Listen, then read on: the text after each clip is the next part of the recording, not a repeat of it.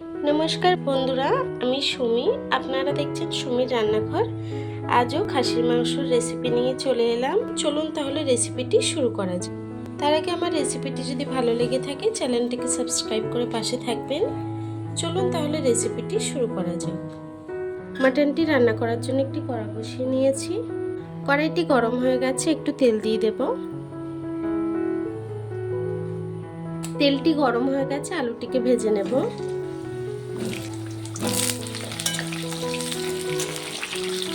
দেব একটু হলুদ গুঁড়ো দিয়ে আলুটাকে ভালোভাবে ভেজে নেব। আলুটি ভাজা হয়ে গেছে, তুলে নেব।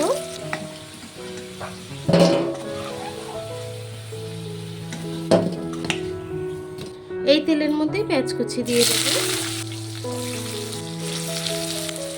পেঁয়াজটিকে একটু ভেজে নেব। পেঁয়াজটি প্রায় ভাজা হয়ে এসেছে, এখন বাকি মশলাটাকে দিয়ে দেব। দেব রসুন বাটা কিছুটা, দেব কিছুটা আদা বাটা, দিয়ে দেবো কয়েকটা গোটা রসুন।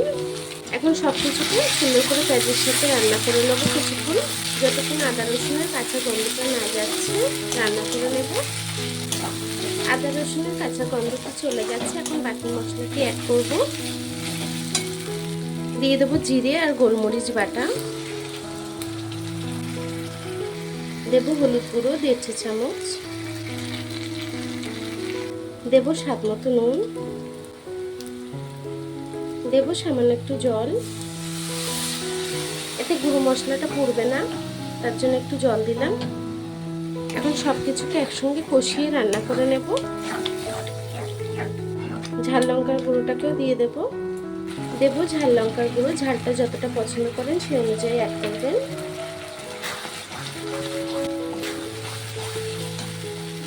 এখন দিয়ে দেবো কিছুটা টমেটো কুচি,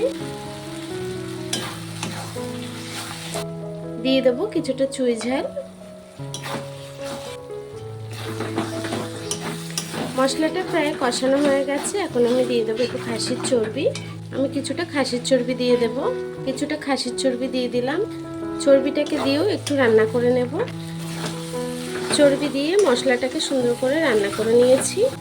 এখন আমি খাসির মাংসটাকে দিয়ে দেব। খাসির মাংস আগে থেকে একটু প্রেসার কুকারে দিয়ে সিদ্ধ করে নিয়েছিলাম, এখন দিয়ে দেব। মাংসটাকে দিয়ে মশলার সাথে সুন্দর করে কষিয়ে রান্না করে নেব।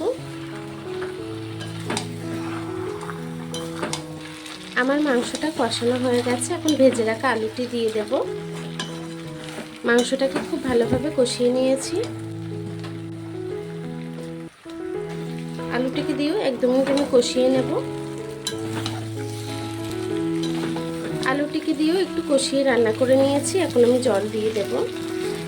প্রেসার কুকারে মাংসটা সিদ্ধ করেছিলাম, সেই জলটা দিয়ে দেব।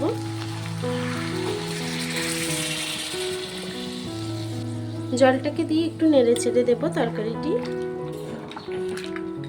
জলটাকে দিয়ে একটু নেড়ে চেড়ে দিয়েছি, এখন তরকারিটিকে আমি রান্না করে নেব।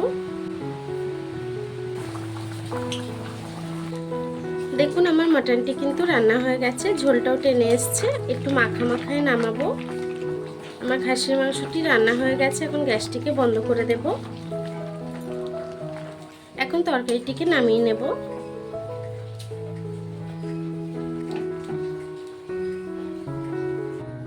দেখুন বন্ধুরা, আমার খাসির মাংসটি কিন্তু রান্না হয়ে গেছে। আমার এই রেসিপিটি কেমন হয়েছে কমেন্ট বক্সে জানাতে ভুলবেন না। চ্যানেলটিকে সাবস্ক্রাইব করে পাশে থাকবেন। আর এতক্ষণ ধরে আমার ভিডিওটি দেখার জন্য আপনাদেরকে অসংখ্য ধন্যবাদ।